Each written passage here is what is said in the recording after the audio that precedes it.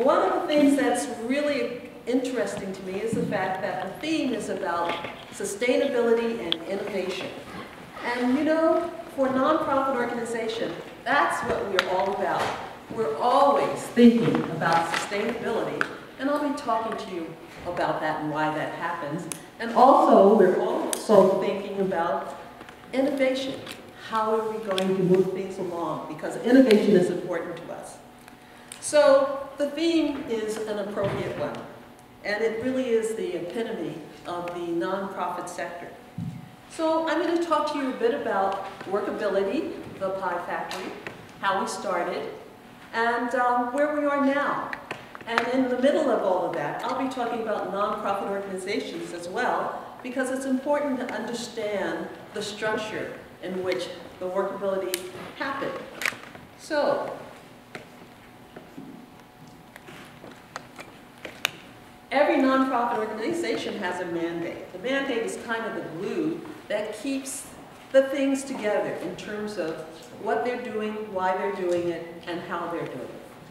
Our mandate is to support people with barriers, physical, mental, and emotional, to have a safe and meaningful, productive life within an environmentally sustainable community.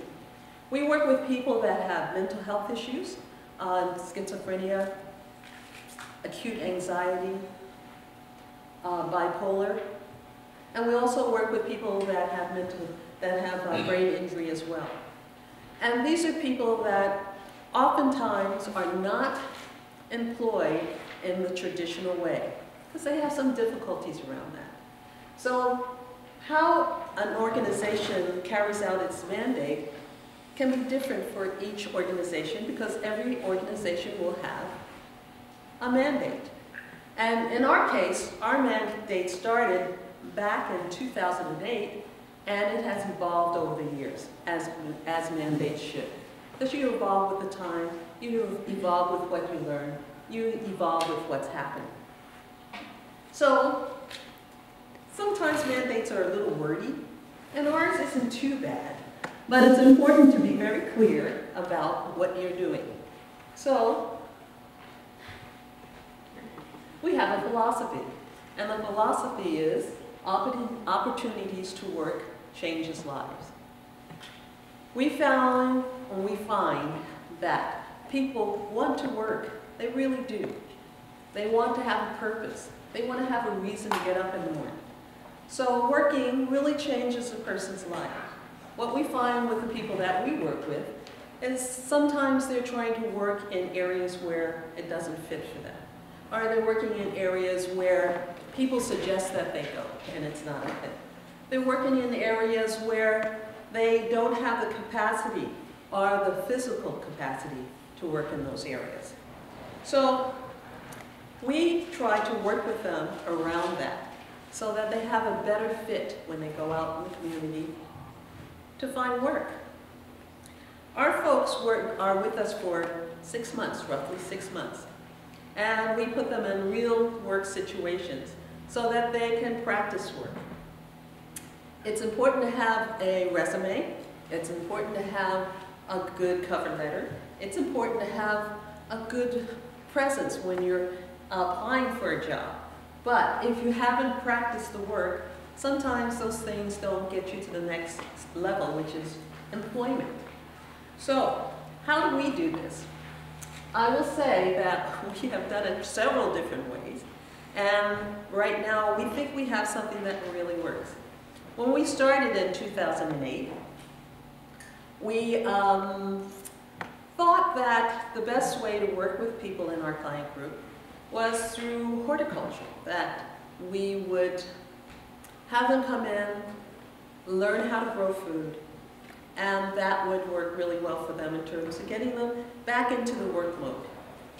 We found out a couple of things. One of the things we found out is that you can't expect people that are on certain medications to be working in the sun all day. We also found out that to expect people to come in and volunteer to work out in the sun all day wasn't very good either.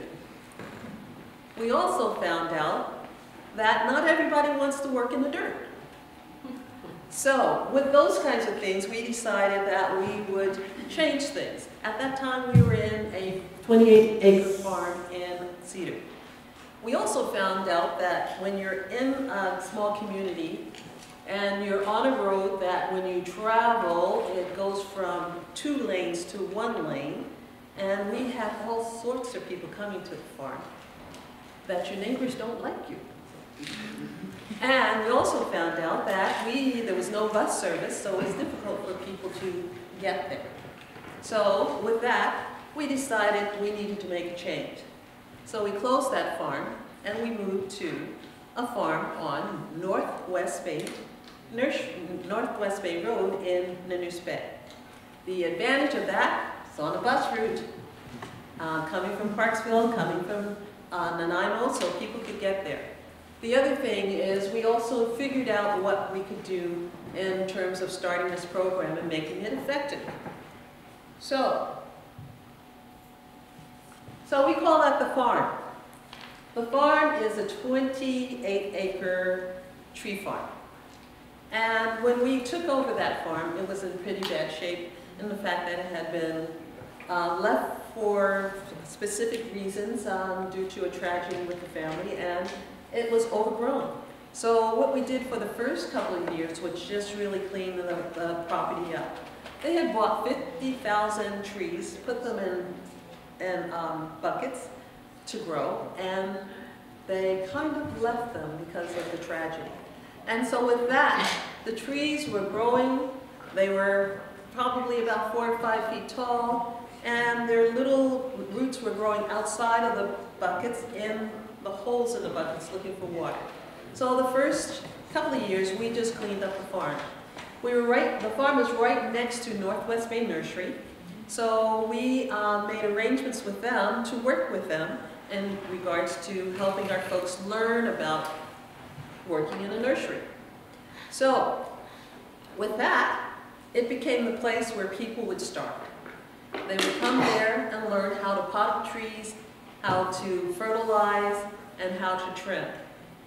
Fairly simple work, but the major work that they're doing at the tree farm is learning some of the basic things that sometimes people forget when they haven't been employed for a while. That is getting up on time, figuring out your transportation, making sure that you are aware of buses and other things like that in order to get to work on time.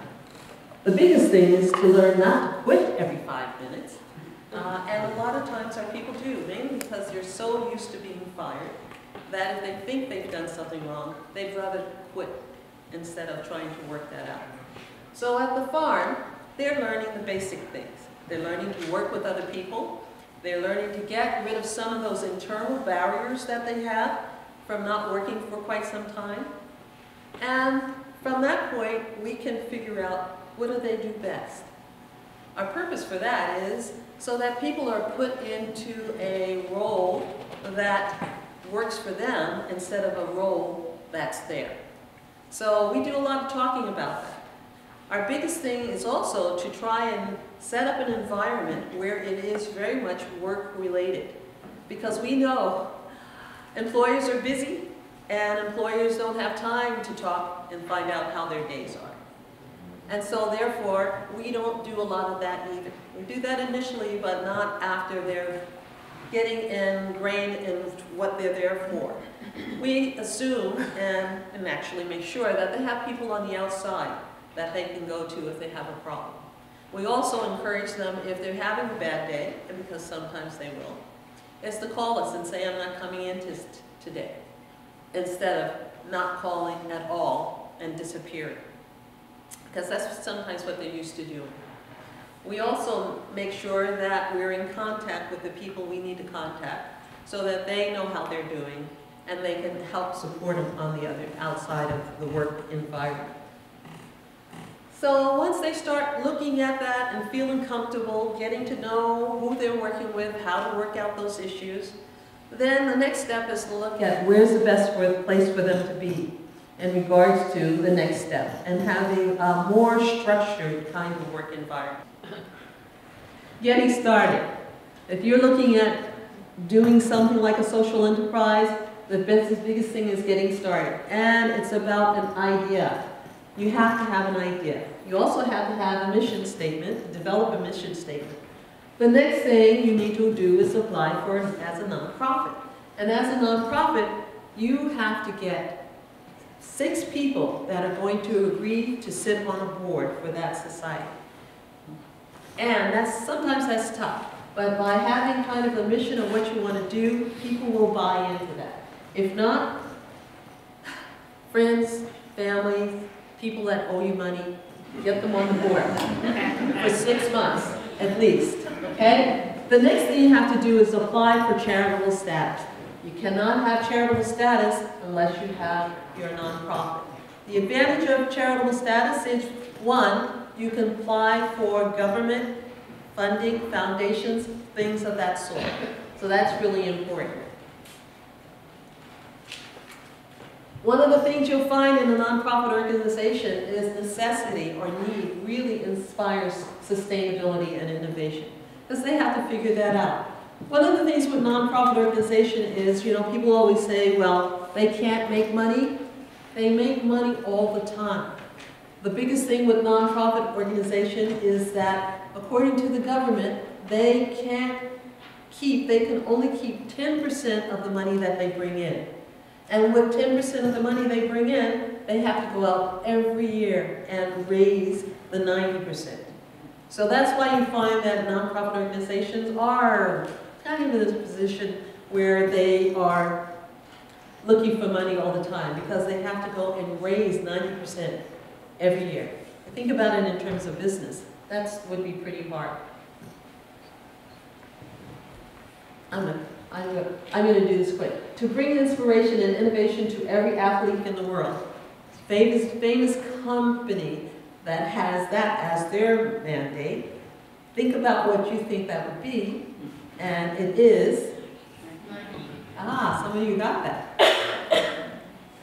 Alrighty. Nonprofits are exempt from taxes. They have to submit information to a society's registrar's office. They lose their status if they don't. Quickly, there are several types of boards. Most boards start out as a collective. That's a group of people that have an idea. They get together. They decide that they want to become a nonprofit. They are flimsy in terms of let's just have a meeting.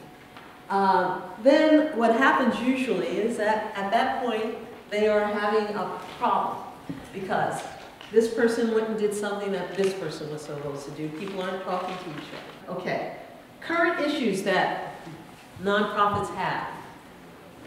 More and more, their services that they provide, there's a demand. We have a waiting list right now of about 10 people. The government and foundations started cutting back, especially when they had the drop in the market just a couple of years back. Government is putting more responsibility on nonprofit organizations and taking it out of the business sector, because they don't have to pay nonprofits as much, they think.